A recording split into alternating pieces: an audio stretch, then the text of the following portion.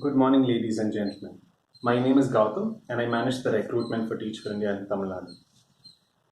Over the years, there's one thing that I've realized that for any sort of change, leadership is imperative. Right? It could be good, it could be for bad. Over the centuries, we've had a lot of leaders who've delivered a lot of change for their countries, for their organizations, some for good, some for bad.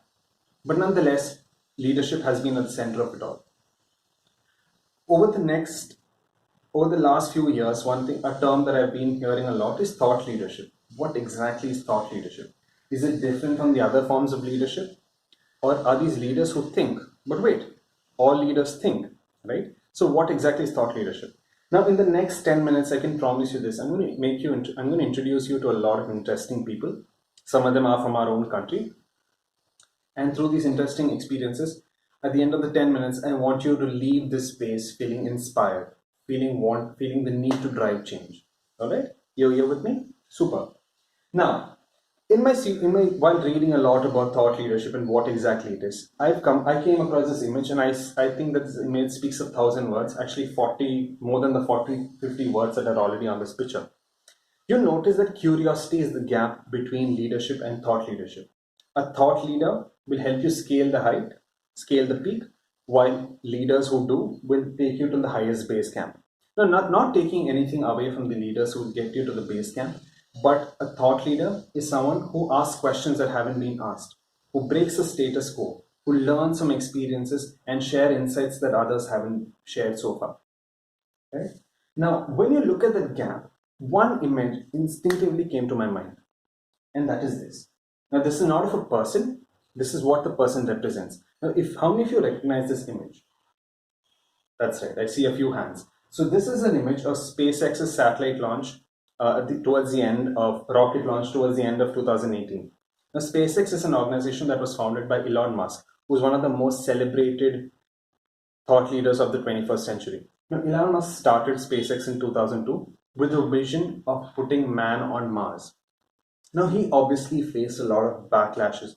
He faced a lot of questions from authorities like NASA, but he went through it all and established a rocket system that can deliver man to space 60% lesser than the cost that was quoted by NASA.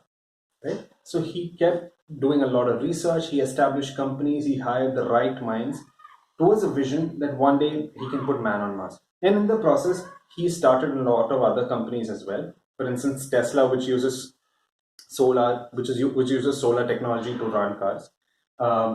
Solar City, which generates megawatts and megawatts of electricity, which is completely renewable. Right. So this is one man who's driving change through his expertise in the 21st century. While look outside India, we have champions in our own country. For instance, Vijay Shekhar Sharma, he started Paytm and he was nominated India's youngest billionaire. And he started Paytm with a vision that he wanted 50% of India's 50%, almost half a billion of India's people in the economy by using an online payment portal. He envisioned a cashless India.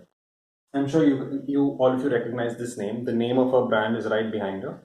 This is Kiran Mazumdar-Shaw. She founded Biocon with the vision, which is Asia's largest biopharmaceutical organization, with the vision of providing cheap drugs to less wealthy countries. There's one person, a thought leader, who's driving change. Now, if you look at these examples, and these are just three names I've been able to put up, but if you look at the examples, you will notice that each and every thought leader has five things. And I call these my five eyes of thought leadership. The first is an idea. It all starts with an idea. An idea is something, an original idea helps you explore things that don't exist and also gives you space to reflect on things that already do. But an idea in itself is worthless, right? An idea is always accompanied by the importance. The idea needs to be valuable. Idea need to be relevant with the people, your audience. Now, if whatever idea that you have, it needs to create impact. It needs to push people to drive for action, right? Now, it needs to be valued, and essentially the idea needs to start driving change. Now, but as and when you create an idea, it needs to help the people that you're trying to achieve. They need to realize that you introduced a novel idea. You're upskilling them to help them better the process. And last but not the least, ideas need to inspire. An idea without inspiration will make people experience the idea of a new possibility, but will never experience, let them realize it. Right? When you look at these five eyes, there are certain names that come to mind. There are certain things that come to mind. The fact that all great thought leaders who follow the five eyes have one thing in common. They have a lot of audience. Now I'm going to tweak this a little, and I'm going to extend this to think of not as audiences, but as people who've been impacted by thought leadership. Now, when you look at leaders, thought leaders, there's one name that definitely came to my mind is Wendy Cobb. Now, she started something called Teach for America 30 years ago in the US with the basic idea of helping students realize their potential in the school system, in the education system. Now, her movement 30 years ago snowballed into a global movement which currently has 48 countries, Teach for All networks, and she currently works as the CEO of Teach for All. Now, Teach for All is working across 48 countries, impacting close to millions and millions of children in these countries. Now, the next name is definitely Shaheen Mistry. She started the Teach for India network in 2009. And when she started the vision, she already managed a few organizations. She started organizations that work towards education and giving an excellent education to all children, irrespective of the backgrounds they came from. When she started Teach for in 2009, it started as a small movement with 2 cities, and it snowballed again into 7 cities. Currently, Teach for India is present in 7 cities, impacting close to 38,000 children. Now, it's not just what happens in these 7 cities, but it's the leaders that come through it. So Teach for India is a movement of leaders. The Teach for All network is a movement of leaders who are trying to drive change through the education sector, providing an excellent education for everyone. Right? And Shaheen's currently, the Teach for India movement is currently impacting 38,000 children across India. And their alumni have gone ahead to impact a lot more lives. Now, this is one of the Teach for India's most celebrated alums. His name is Gaurav Singh. Now, he was a Teach for India fellow, after which he started an organization called 321 Foundation. And his vision was that there are teachers in the schools. It is best that we start upskilling them so that they can deliver an excellent education. Now, his organization, the 321 Education, is a pioneer in teacher training, and they're trying to deliver an excellent education through the teachers that they're training through their programs. This is Sethu Raman. Sethu Raman is a he was a software engineer before he joined the Teach for India Fellowship. And through the fellowship, there's one thing he realized, that the assessments for children need to be made much more effective. So he's a software engineer. He's using his skills in artificial intelligence to deliver an excellent education. And recently, he started his own organization called Jungru Learning that focuses on using artificial intelligence for better assessments for students. Now, when you look at these examples, you realize that there is one thing common, right? They all have been mentored, they all have been monitored by thought leaders. But one thing is very, very clear.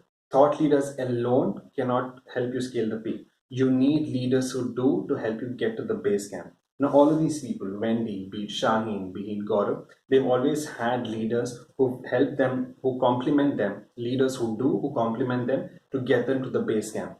The role of a thought leader is to envision things that haven't been envisioned, to establish insights they haven't been established in the past, and to lead the organization, lead the group to scale to heights that haven't been scaled before. Right?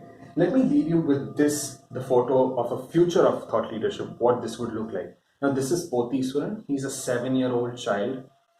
He was 7 years old when I met him. Currently, he's 9 years old. He's studying in a Teach for India classroom in Chennai. Now, Potheeswaran had a fantastic vision, a revolutionary vision, which could essentially solve the alcoholism-related problems in Tamil Nadu. He came up with a solution which involved using a smart card to track the consumption of alcohol by a person in a day. Now, Potheeswaran, as a person, has realized is a thought leader. Now, his first eye is very clear. His idea is very clear. Now, whose responsibility is it to lead him through the other 4 eyes? Thank you.